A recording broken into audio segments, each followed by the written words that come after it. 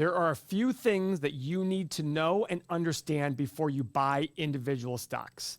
Now, everybody looks at stocks as little ticker symbols going up and down. And to a certain element, I get that. That's very true. However, there are a few attributes that you need to understand before you go out buying a stock. The very first one, and this has been overused by Warren Buffett and all these value investors out there, you are buying a piece of a business. If you don't believe that, my question to you is, when the business does very well and makes a lot more money, if you're not buying a piece of a business, why should the stock go up? Now, obviously, it all depends on what price you're paying ahead of time. But let's say, for example, the stock gets liquidated. It goes to zero and the company gets liquidated. How are you paid out? You're paid out based on the assets of the business and the liquidation value. If there's any money left over after all creditors have been paid, then you get paid out. You are buying a piece of a business. That business has assets, that business has liabilities, and that business has a cash flow stream that's coming in through the ongoing operations of the business.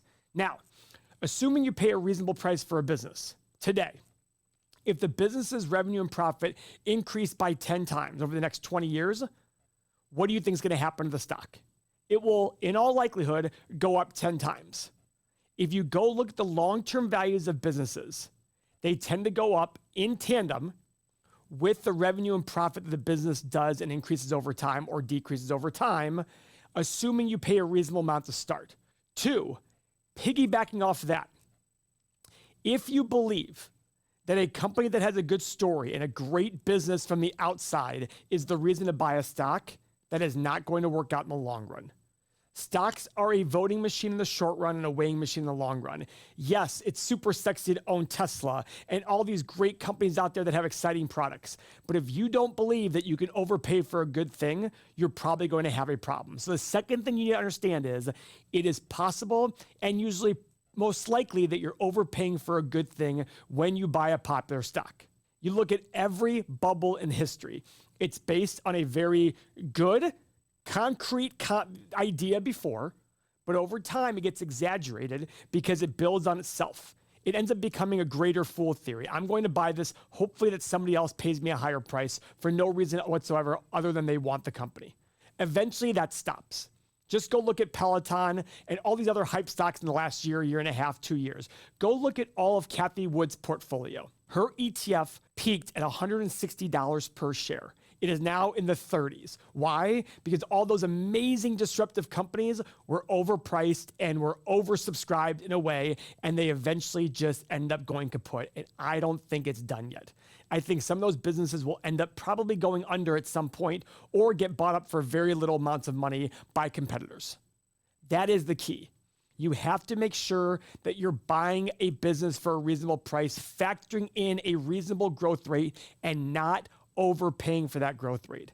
Growth is the most important aspect, in my opinion, to the valuation of a stock. In fact, if you go look at our tools, our stock analyzer tool that determines the value of a business, not including the balance sheet, the very first line is revenue growth. That's the very first assumptions you need to make. What's this company? How is this company going to grow in the next 10 years? Because two companies that are the exact same market cap, if one can grow 10% a year and one can grow 0, everything else the same, you absolutely should pay more for the one growing 10% per year. It has more growth potential. It will spit off more profits at a higher return than the other company. But if you sit there and just buy it because it's growing at 10% a year without any understanding of what that means for a present value of all those future cash flows, then you're probably going to end up overpaying at some point and lose a lot of money. And the third thing, and this is kind of a compilation, this is why we have our 8-pillar process. I like looking at these 8 pillars to understand kind of the going story of the company. Now, I don't go on this to only buy and only sell. I routinely don't buy all green checks, and I've bought companies that are all red X marks. But the point is, if you understand these and understand the fundamentals of a business and can use this information to then dissect the company even further and find out more of what you need to know to understand the business fundamentals, you will do extremely well in stocks. These attributes are not the be all and end all. They're not the only place you go and stop there. But this will tell you that story.